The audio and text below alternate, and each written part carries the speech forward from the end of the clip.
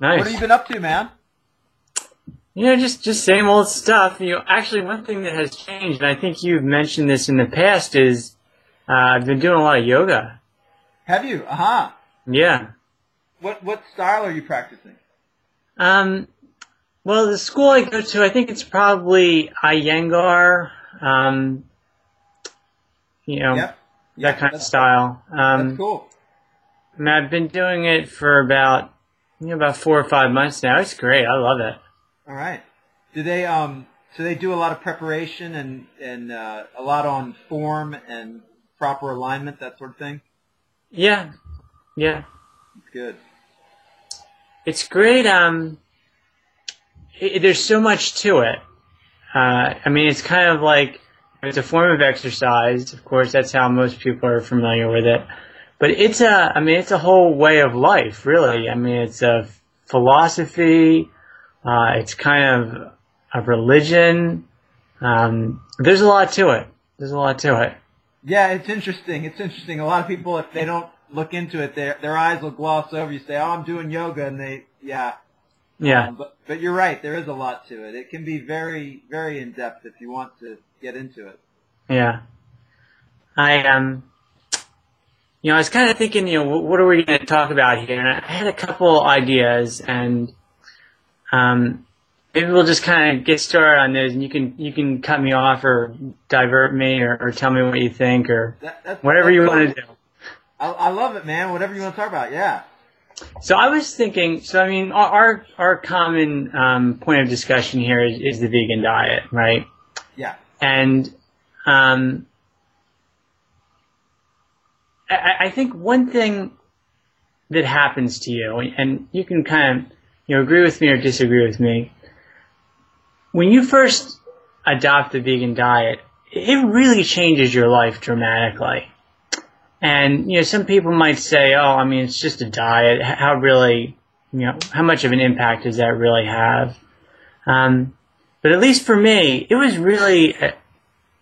was kind of like something that really started getting the ball rolling, or getting the wheels turning. And I mean, obviously, when you go into that diet, it's probably much healthier than where you came from, and so you have better health, right? But I started noticing just certain things in my life no longer really made sense. Like, I just started losing interest in, a lot of the products of capitalism, like certain things. Like, I'll just give you an example. I mean, everybody needs healthcare, okay? And, I'm sure I certainly need healthcare. My family needs healthcare. But I started to think, I probably need it yet less than I did before. I have a lot more confidence about my health. I mean, before, I just thought, what? Who knows? I might get cancer. I might get Alzheimer's. I could have a heart attack. A close friend of mine died in his early 40s. He had a heart attack. And he didn't lead a very good lifestyle, but I still had the idea. Before you go to the vegan diet, it kind of seems like cancer is just a random thing that happens to people. Right.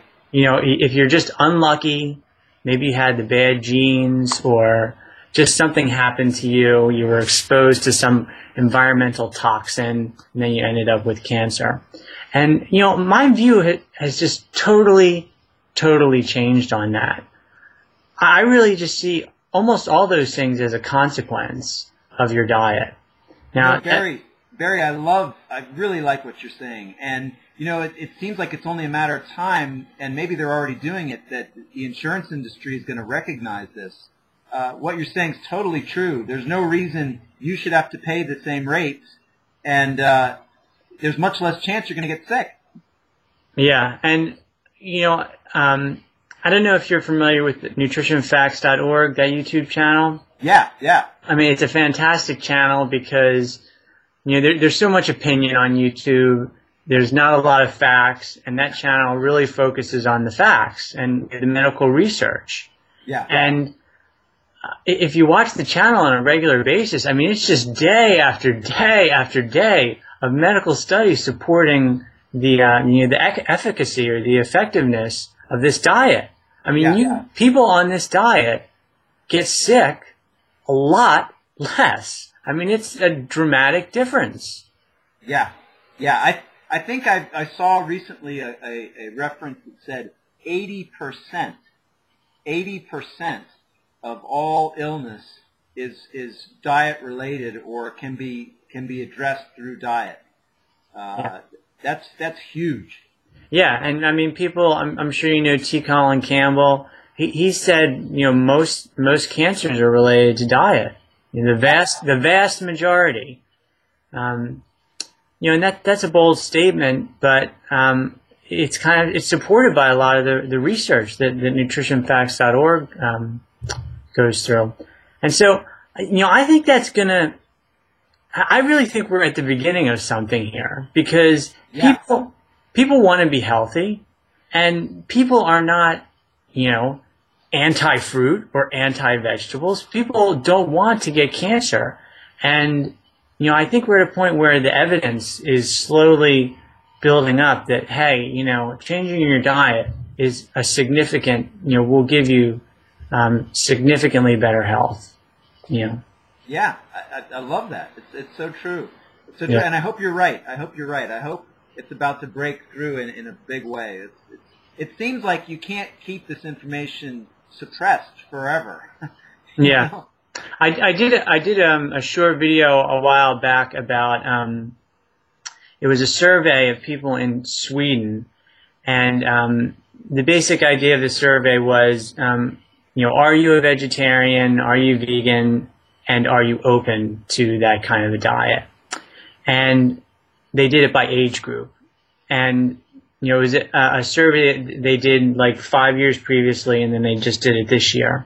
And for all of the age groups, everyone is more open to being a vegetarian. More people are being vegetarian. More people are being vegan. And the biggest percentage gains, they also did it by age group, the biggest percentage gains are young people. Young people are open to this diet. And so that's encouraging. I did...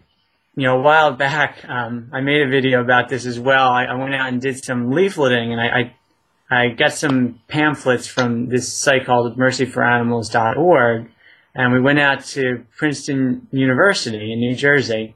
Yeah. And we just handed out the leaflets.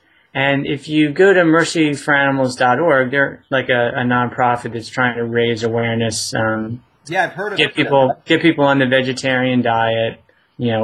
Let them know about how horrible factory farms are. But their main strategy for handing out leaflets is to go to universities, because that's where people are open to change. Yeah. And the young people are worried about the future, about the environmental effects of factory farming and just eating meat in general. That's right. That makes a lot of sense. Very smart. Yeah. Did you how was that experience for you? Were you well received as you handed out the pamphlet? It was very intimidating at first, because you just feel like you're going to be rejected. But I did bring my 2 young children who were very cute and that's brilliant. That's brilliant. Yeah. So my son was very effective at handing them out, and people are open to the message. People don't want to be responsible for torturing animals. Our whole society has gotten into this mode of eating meat and dairy, and but I think when people know the truth and they have an alternative that doesn't seem too hard, most people are open to that. Yeah, I think so. You're right. It's come up in some of my recent discussions, and I think maybe I'm overly optimistic or naive, but I think humans are intrinsically good, and I think they're compassionate by nature, and if you appeal to them in a truthful way, I think they want to be compassionate. Yeah. I think there's a lot of habit and what do you call it, sentimental history with a lot of these eating patterns. But I think if you can get through and reveal this stuff, like what you're doing, the theme I've been getting lately is that this ethical side is where you can really get people to think. The popular thing is the health, and most people seem to be receptive to that because it's kind of like what's in it for me. That the health addresses that, but also the ethics and the destruction of the planet. That's what's in it for me too. But it's not as direct. Yeah, I mean the thing I've noticed with the health aspect versus the ethical aspect, people they get charged up to try and improve their health, and then they kind of lose interest, and it waxes and wanes their interest in their level of health that they want. Yeah. But when people get invested in the ethical side of it, then it's a total life change, because people don't say, one day, I don't want to kill animals, and then the next day they say, oh, I'm okay with killing animals. People don't change like that. They might want to be healthy one day, and maybe the next day they're not that motivated. But the ethics, once people make that ethical switch, that's usually permanent. And for me, I mean, once you're committed to the ethical part of it, it's unthinkable to go back. Yeah. I that's so powerful, and I think something you said earlier is really interesting, and it reminds me of some of the other things people have been saying, is that when you shift your consciousness in this respect towards animals, it starts to shift your consciousness in the way you relate to other aspects of the world. It kind of raises your level of compassion with everything. I mean, you kind of just read my mind there. I mean, I couldn't agree with you more.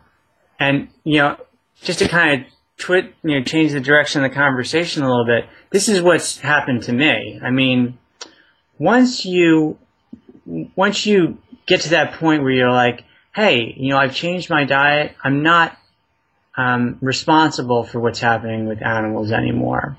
I'm not responsible for all the torture that's going on there. I've done something to improve the way I live.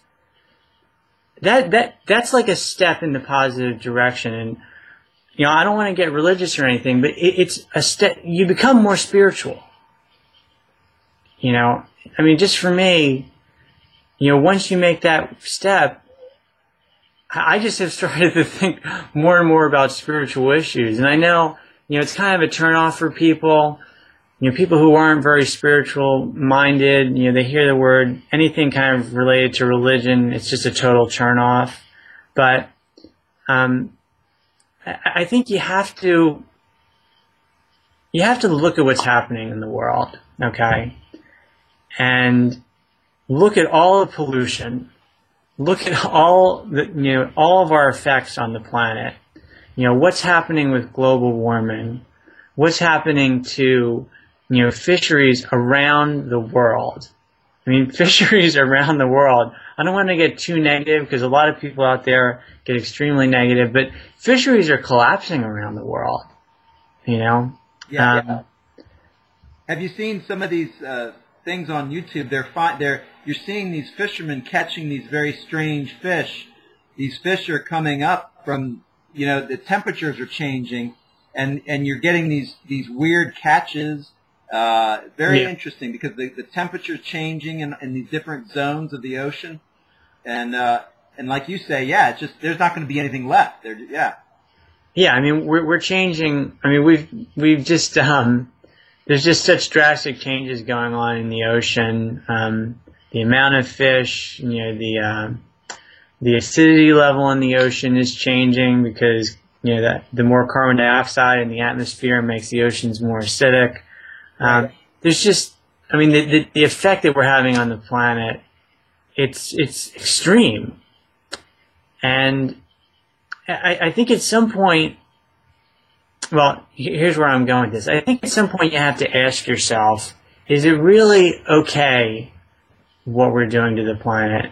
And, how much do I need to change in response to this?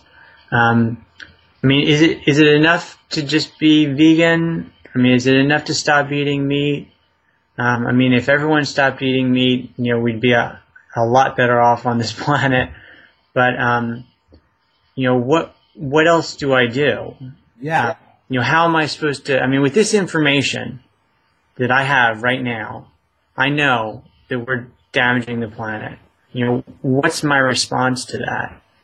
Is it just that you change your diet and go on with the rest of your life as is? I think you have to ask yourself a lot of these questions. What's the appropriate lifestyle for you to live given where we are, with the environment and everything else? It's a powerful question, Barry, and it sounds like the conclusion you reached is I want to do more, and I'm going to go hand out pamphlets at the college university. I mean, that's powerful. Yeah, the thing that's so great about doing that is one of the tough things about making YouTube videos is I feel like we're often preaching to the choir. Like, yeah. We're really just reaching other vegans. And when you go out and do leafletting, 99% of the people are going to be non-vegetarian, or 90+%. And most of them probably will just take that and throw it in the garbage, but some of them will read it. I mean, they have studies on the conversion rates. I mean, people will change when you get that pamphlet in their hand. Some percentage of those people will be affected. So, if somebody's out there, if they're vegan, they want to spread this message to other people, that's it's an easy way to do it. It's once you do it once, it's not a big deal. People are very friendly, and just find a place where there's a lot of young people and hand them out. That's beautiful, Barry. I love it. Yeah. Now, you said you had some other ideas, and I know that you've been thinking along the lines of veganism, but one way I've been thinking we can broaden our demographic is to bring in other topics and other issues into these videos, and somebody might pick up a video that's got another title on it and then be drawn in, So, yeah. So what are some of the other things that interest you? Well, I think we talked. I mean, the last talk we had, I think we said something. There's a lot more people concerned about global warming than are vegan. I mean, vegan. That sounds like you're a hippie or something, but there's a lot of people that are concerned about global warming, and I personally think that the best thing that we can do for global warming is to change our diet. There's a lot of studies that support that. It's a much less energy-intensive diet. It takes a lot less energy to produce the food for a vegan. So that's obviously a really effective thing that you can do if you're concerned about global warming. We might have talked about this in our other interview, but let me ask you again because it's kind of an ongoing topic. What are the conclusions you've reached for members of the community who feel that they're gluten intolerant, or they feel that they do better on a paleo kind of diet, which is obviously, more meat and less grains and starches? How do you address that? Well, I mean, the simplest thing I could say right off the top about the paleo diet is it's an acidic diet. Okay, it's undeniably acidic, and I personally believe that the pH of your body matters. The pH of the foods that you eat matter, and foods that are more acidic are going to be more destructive to your body, and foods that are alkaline are going to be, health promoting. Yeah. And when I say alkaline, it's pretty much just the leafy greens and vegetables. And, fruits are kind of borderline between, some of them are mildly acidic, but fruits are pretty benign. Yeah. The real problem is meat. Meat and dairy, they're just extremely acidic. Yeah. And I don't know. I just don't think that's the way to go. And one of the things I've been thinking is there's so many diseases that are beneficially affected by going vegan. It seems like you reach a point, and I've thought this way for a long time. The source of illness is a pretty broad, simple one. namely, improper nutrition. With modern medicine, there's this tendency to diversify and specialize, and so they're always going into these specific diseases and specific ailments and getting down to really detailed levels about specific diseases. But if you walk it back out, you get to this fundamental source of nutritional issues, and like what you're alluding to, acidic alkaline. It's very basic, and so it's hard to think that if you're getting some benefit from a non-gluten diet, it's hard to believe that you're gonna protect yourself from all the other possible ailments if you're going to eat meat and dairy. You know what I'm saying? Yeah. I guess one solution I've been thinking lately. There are some paleo vegans, and there are alternatives to gluten. You can eat. There are some grains that are gluten free, and maybe starches. So you can be vegan and still be paleo or gluten free. Yeah, I know some people have problems with gluten. I can only go with my own personal experience. I mean, I'm not a medical researcher. I can only say, these are the things that help me. I never had a problem with gluten. So I can't tell people to avoid gluten. I know when I switched my diet away from meat and dairy, I just had dramatically better health. So, it's really that simple. Yeah. The other thing I would say, trying to figure out how to segue into this idea. Let me just throw this idea off you and let me see what you think. Yeah.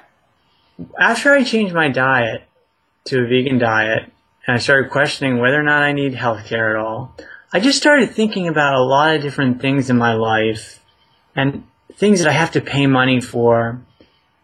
And I just ask myself more and more, are all these things really necessary? And wouldn't I be better off just leading a simpler lifestyle?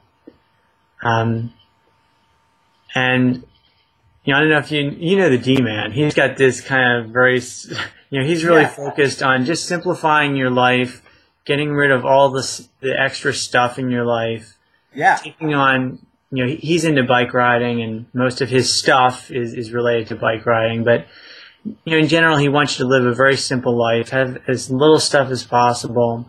The activities that you do should, not require a lot of stuff. And for me, I love yoga. Yoga is cheap. You don't have, after you buy a mat, that's it. You don't need any more equipment. That's true. So, it's a great activity. It's a great way to stay healthy. It's cheap. I like walking and gardening and just trying to do these simple things in life. It just makes your life much less frantic. And the other thing I wanted to mention was, and I want to hear your thoughts on this. The more I think about it, and I know I'm rambling here, but the more I think about it, I don't think capitalism is such a great deal for most people. And let me just hash this out here for a second. Most people have to give all of their, this huge portion of their time to earn a living, to make money so they can buy things. And I guess, maybe I'm becoming a hippie here or something after adopting this vegan lifestyle, but most of those things that you need, most of those things that people buy with the money that they earn from their job, it just doesn't seem like worth it to me anymore. Like, the food you can buy food. It's even on the vegan diet, you can buy food very cheaply. If you eat a lot of fruit, that tends to be more expensive. But if you're on the vegan diet, your health expenses, they go through the floor. And if you look at most people, they have huge expenses related to health. Yes. Yeah. I have a nephew who he's been, for the past 4 or 5 years, he's been dealing with acne issues. Right. And he's now reached the point where they've done surgery and they're taking out lymph nodes throughout his body. And, all he has to do is change the diet. But Yeah, I mean, acne, it's another one. I hate to sound like a conspiracy theorist here, but acne is a scam. If you just change your diet, you won't have acne. I know. And there's just so much stuff that if you just change your diet, you won't have to deal with things. I mean, like, just for example, let me just give you one example. I used to have a lot of headaches. I never have headaches anymore. Ever. I actually took an aspirin a couple weeks ago because I had a headache, so I don't want to say I never have a headache. I do once in a while, but I had a headache, and I took aspirin, and I said, you know what, I can't even remember the last time I ever took aspirin. I mean, it was a long time. And that's just kind of one thing. Like, there's a lot of different things in your life that won't be as much of a problem. I mean, there won't be a problem anymore if you change your diet, if you kind of adopt a lifestyle that is health promoting. And I know it's tough for people. Everyone just wants to do their thing and not really live responsibly. But I don't know if people know all the benefits of living responsibly. And I think, you know, sometimes, like, you want to push people to do things that are healthy, and they're just not really interested. They just like living the way they live. But then I say to myself, you know, if that person knew all of the benefits that they're going to have by making this diet change, maybe the diet wouldn't seem like such a big deal. You know, there's so many good things that I totally agree with you on here, Barry, that you're throwing out there. Most people think they're being responsible because they don't know the consequences of their choices. So you can say, well, I just want to eat my meat. That comment is being said by someone who doesn't really know what's happening. They don't know how the meat is brought there, I would say, in most cases. Yeah. You know, I've talked to a lot of myself included. I know many men. They watch what happens in these factory farms, and they start crying. Yeah. If you watch that, you're going to be upset. It's very hard to watch the videos. I mean, I can't watch them now. I mean, I can't watch. I can't either. It's very difficult. Yeah. But I love the other points you're raising about consumption and materialism. And it's an interesting thing, especially in the United States, because it's really ground into us socially. You know, this whole thing of home ownership, and that the economy is based on whether or not homes are being built and sold. That whole dynamic, it's a huge consumption dynamic. And then filling the homes with these materials. Yeah. And I think a lot of people, because they're so programmed with that, they live their whole life progressing from one financial strata to another, and it's just it's an empty race. And at the end, you know, you hear stories about some guy reaching the end of his life and he's looking back, what the hell was I doing?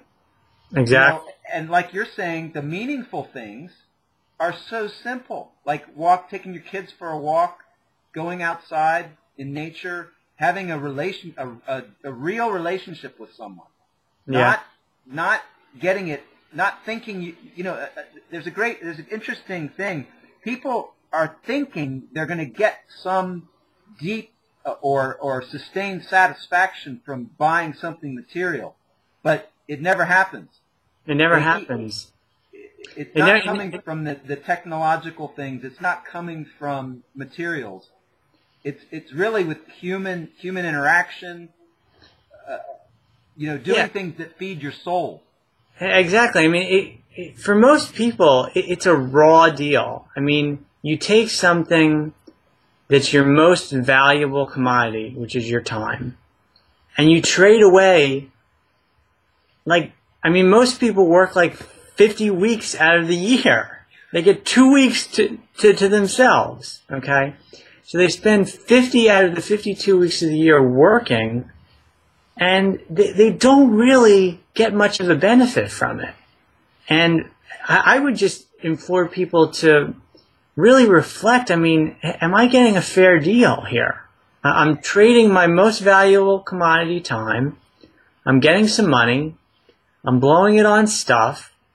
When I would just put to people, you know, rather than living that consumer-based lifestyle, just live simply.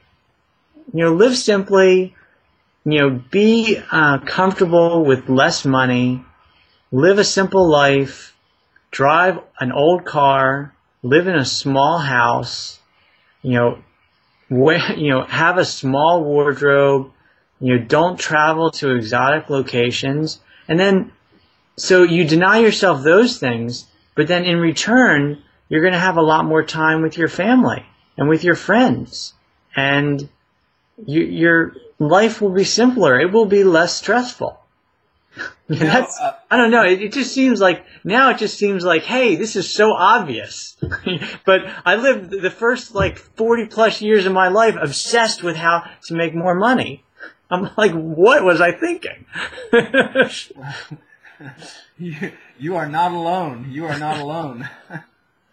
But you know, it's funny you mentioned travel. I don't know if you've ever been to like a third world country, or even in the United States, if you go to an impoverished neighborhood, oftentimes you'll find that the poorest people, there's a kind of a joy and a carefreeness that you don't find in a wealthy community. And you know, I've been meaning to do a video on this, because I don't know if you've experienced this, but it seems when you get into these wealthy environments, there's a kind of inhuman quality and a kind of a selfishness, a kind of people become more they become less inclined to interact with each other.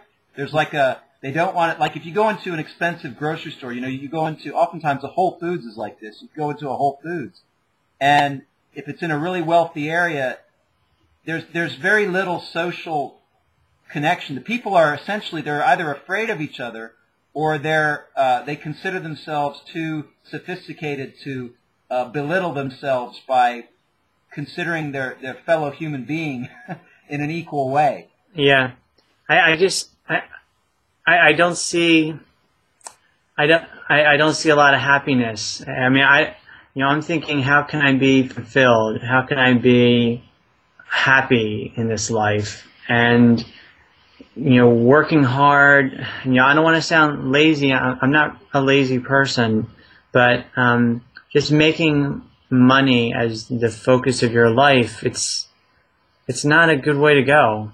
I don't know. That's just my take. I agree with you. I agree with you 100%. And I think one of the interesting things about the United States was, you know, one of the things that happened like after World War II is that I think we had a confluence of this kind of independent work ethic, independence and work ethic that's so often eulogized by capitalists. That's definitely there in American culture. But there were also these dynamics of like the GI Bill after World War II, and there was labor unions, and there were these other dynamics that helped to raise the standard of living for large numbers of people. And then we, since Reagan, we've shifted back to this kind of like abolishing all of those aspects of government that facilitated a middle class. You know, this and associated with this is this deregulation, so that people can just make astronomical sums of money, and this middle class is disappearing. Well, I mean, yeah, there's definitely a bigger division of wealth in the country. I mean, the wealthiest people are a lot wealthier, and the middle class is poorer. People live off the natural wealth of the country that they're in as well. And, you know, this country lived off the natural, I mean, you know, Americans are so blessed because you have this gigantic country with gigantic natural resources. Yeah. Yeah. No, I mean, very few people here historically. And, as people first came to this country, they just enjoyed the incredible wealth that is the United States, the natural wealth. Yeah. And, one thing, the feeling that you get when you really look at global warming is we're using up the natural resources of the planet. I mean, we're, through drilling for shale natural gas, drilling in the Gulf of Mexico, there's something called energy return based on the energy invested, right? And just really simple, like about 100 years ago, when they drilled a well in Texas and this oil just started gushing out of it, they basically got 100-fold return for their investment. They put $1 into the well, they got $100 back in oil. It was so easy to find the energy. Those days are over. Now the energy return, it might be 10 to 1 at most. When you have to go out into the Gulf of Mexico and spend billions of dollars to get the oil out, you're not creating as much wealth. And we're not as wealthy as, a lot of people think we've never been as wealthy as we have. That's not really true.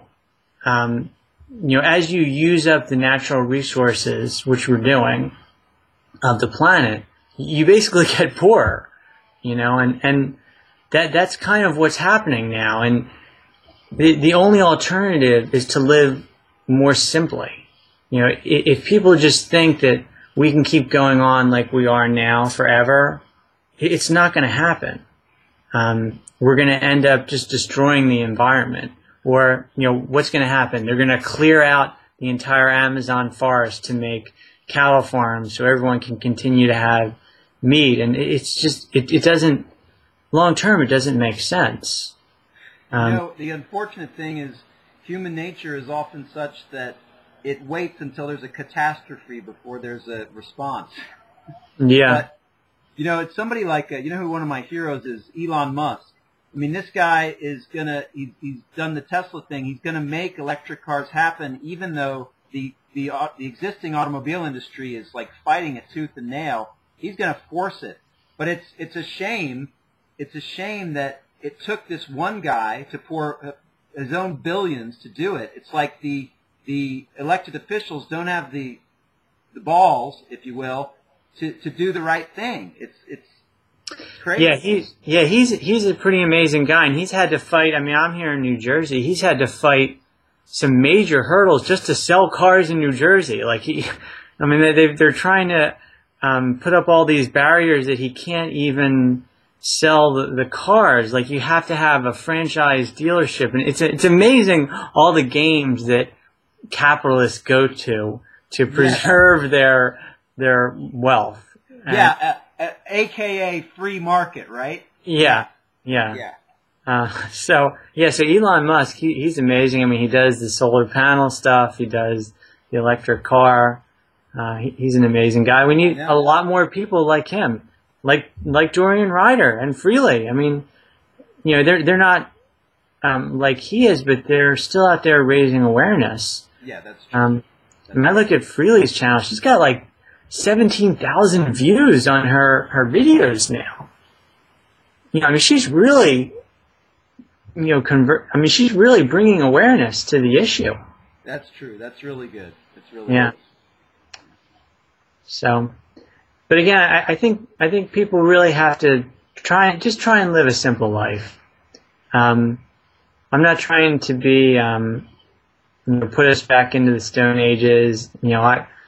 I'm just urging people that if you live a little bit simpler lifestyle, it's going to be rewarding for you. You're going to be satisfied. It's going to be beneficial for you to look at your expenses, look at the things that you're spending money on, and figure out a way to live simply.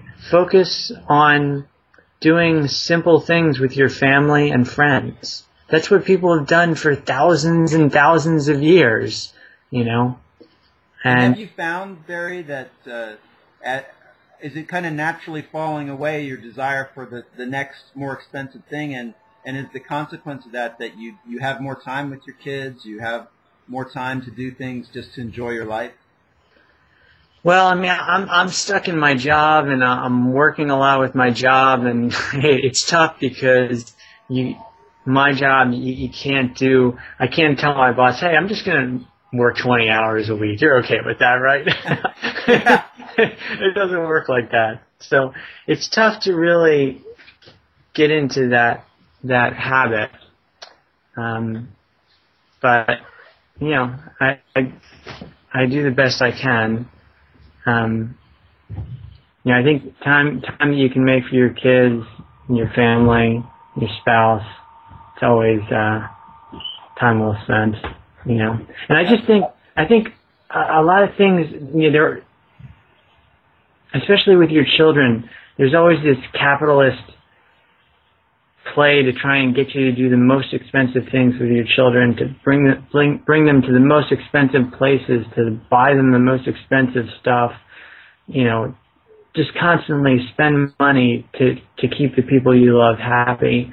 And I don't know, I just think there's another way. There's a better way to do it.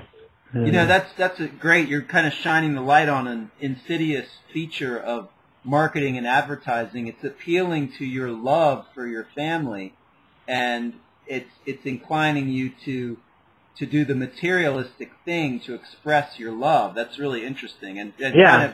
kind of devious, you know. It's very devious. I mean, basically the idea is if you don't bring your kids to Disney World, you're a bad parent.